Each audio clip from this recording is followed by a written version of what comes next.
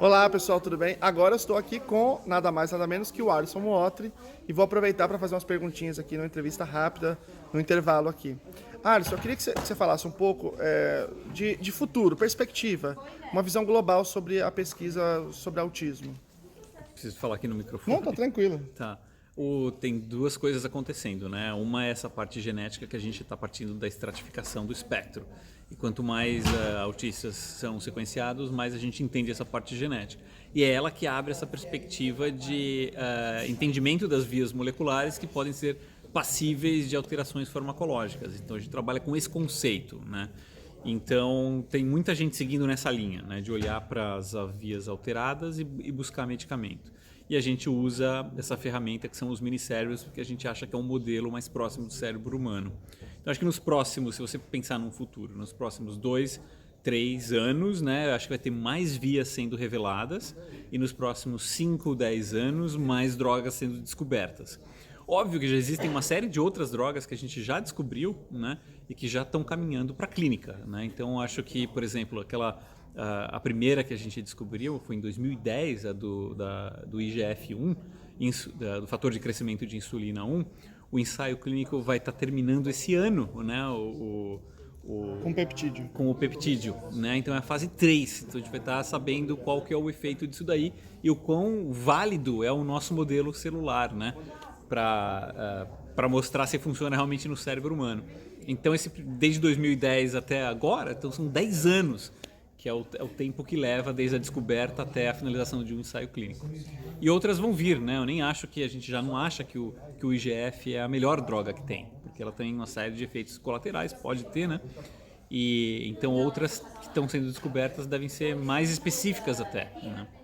Você está falando do IGF-1, que é a questão do síndrome de Rett, que não é MCP2. E a questão é a seguinte: pode ser que alguns deles sirvam para várias condições. Como é que você vê essa questão de uma coisa servir para uma ou para mais condições, ou só para um gene? Porque a gente sabe, por exemplo, hoje tem algumas pessoas que a gente consegue saber o gene e outras o prejuízo pode acontecer em genes diferentes, ou a gente não sabe ainda qual é o gene. É. A própria história do IGF é uma história interessante, porque ela começou, né, a gente descobriu isso daí com a síndrome de Rett, e de repente descobriu-se que tem uma série de outros tipos de autismos com causas genéticas que afetam essa mesma via, apesar do gene ser diferente. Então também está em ensaio clínico para quem tem SHANK3, que é o Phelan-McDermid, né? Então, conforme você vai revelando as vias, você vai vendo se as drogas que você já tem funcionam ou não.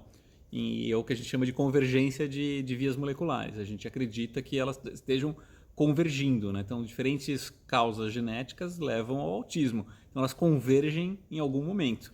E a questão é de descobrir quais são essas vias para saber se as drogas vão funcionar ou não. Não acho que vai ter uma droga que vai curar todos, porque é que nem o câncer, né? Hoje em dia você estratificou o câncer e a gente vai estratificar o autismo da mesma forma.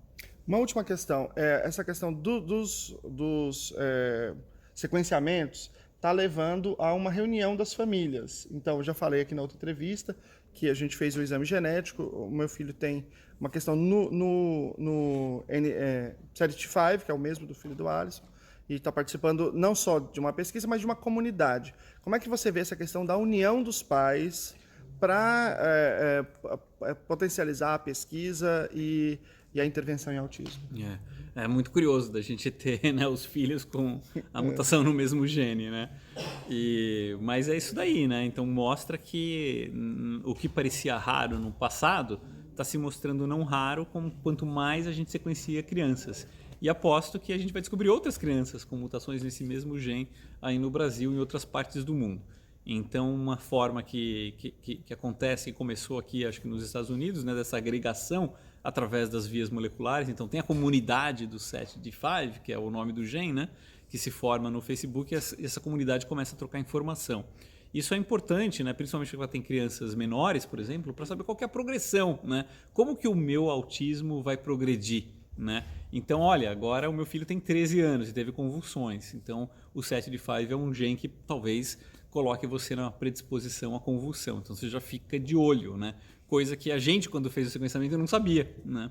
Então, acho que tanto no tratamento quanto na forma de você se programar na tua vida do que vai acontecer, acho que está sendo essencial. E conforme essas famílias vão ficando mais fortes, né, conforme tem mais casos, né, existe a chance de você ter aí uma penetração e um impacto na pesquisa muito maior. Então, um dos casos conhecidos é o do CDKL5, né?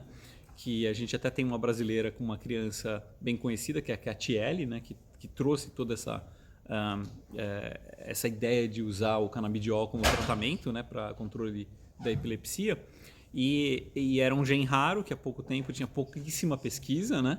Até que um cara da indústria de petróleo teve uma criança com essa mutação desse mesmo gene. E tudo mudou, né? Aí o investimento na pesquisa acelerou tanto, né? Que a gente já está com 4 ensaios clínicos para esse gene em 1 ano.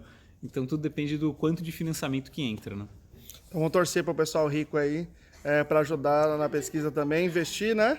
Para a gente acelerar a pesquisa. Isso é um problema no Brasil, porque não tem essa cultura dos ricos financiarem pesquisa, temos que mudar essa cultura. Muito obrigado, Alisson. Muito obrigado, pessoal. Até a próxima.